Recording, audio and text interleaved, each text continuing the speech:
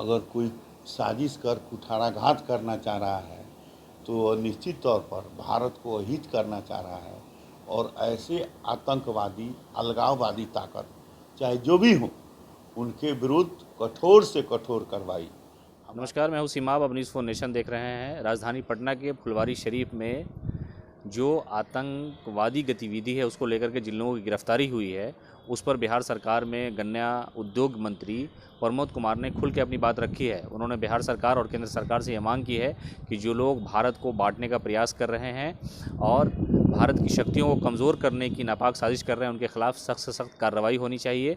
इसलिए कि इन लोगों के पास ऐसे दस्तावेज़ बरामद हुए हैं जिसमें ये कहा गया है कि 2047 तक भारत को इस्लामिक स्टेट बनाने का टारगेट रखा गया है। उसको लेकर के पुलिस की जो छापेमारी थी उस दौरान कई लोगों को गिरफ्तार किया गया और एनआईए की जो टीम है वो लगातार उनसे पूछताछ कर रही है।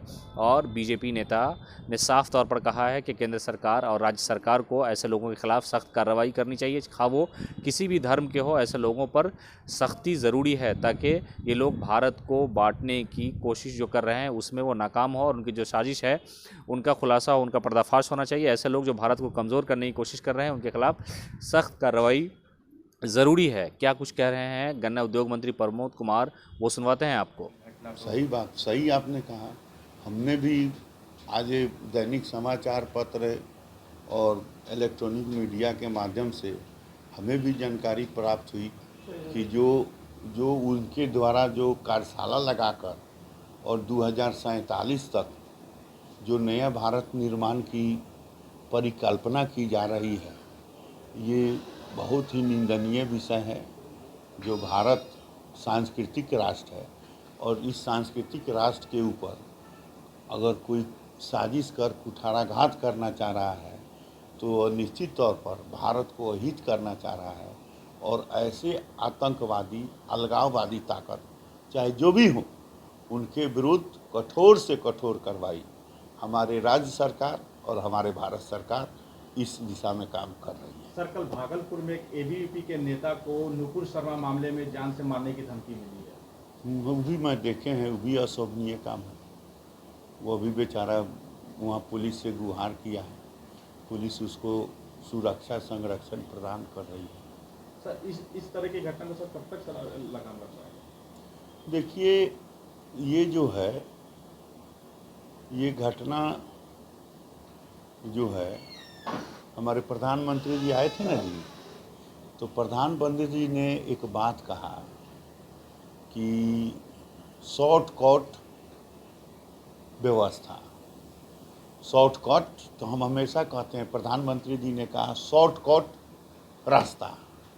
तो जो शॉर्टकट रास्ता से यानी जो एजेंडा छोड़कर प्रोपगंडा क्रिएट कर शख्सी लोकप्रियता हासिल करते हैं वे अक्सर शॉर्ट सर्किट में फंस जाते हैं, ऐसा प्रधानमंत्री जी ने कहा।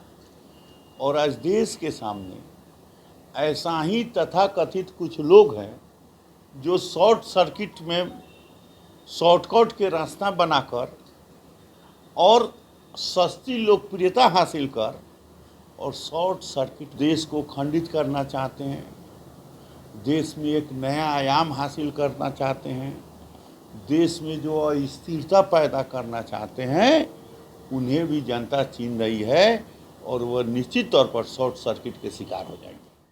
तो आपने सुना, साफ तौर पर उन्होंने कहा है कि ये लोग, भारत जो एक लोकतांत्रिक देश है, यहाँ हर तरह की संस्कृति जो है वो जन्म लेती है। यहाँ लोग भारत को एक और मजबूत बनाने का प्रयास करते हैं, लेकिन कुछ लोग ऐसे हैं, कुछ शक्तियाँ ऐसी है जो भारत को बांटने की कोशिश कर रही है। ऐसे लोगों के खिलाफ सख्त कानूनी कार्रवाई होनी चाहिए। ज्ञात हो कि फुलवारी शरीफ में ऐसे 3 लोगों को गिरफ्तार किया गया है जिनके पास से ऐसे दस्तावेज़ बरामद हुए हैं जो ये साजिश रच रहे थे कि 2047 तक भारत को इस्लामिक स्टेट बना दिया जाए। लेकिन पुलिस की कार्रवाई के बाद ऐसे लोगों को गिरफ्तार किया गया और उनसे लगातार पूछताछ जारी है। इसमें कुछ और भी लोग शामिल हो सकते हैं जिनकी गिरफ्तारी के लिए लगातार पुलिस जो है छापेमारी कर रही है और इंक्वायरी कर रही है। इसी मामले को लेकर के गन्ना उद्योग मंत्री प्रमोद कुमार ने साफ तौर पर बिहार सरकार से ये मांग की है कि ऐसे लोगों के खिलाफ सख्त से सख्त कार्रवाई होनी चाहिए। लगातार अपडेट के लिए आप हमारे साथ जुड़े रहें। नमस्कार।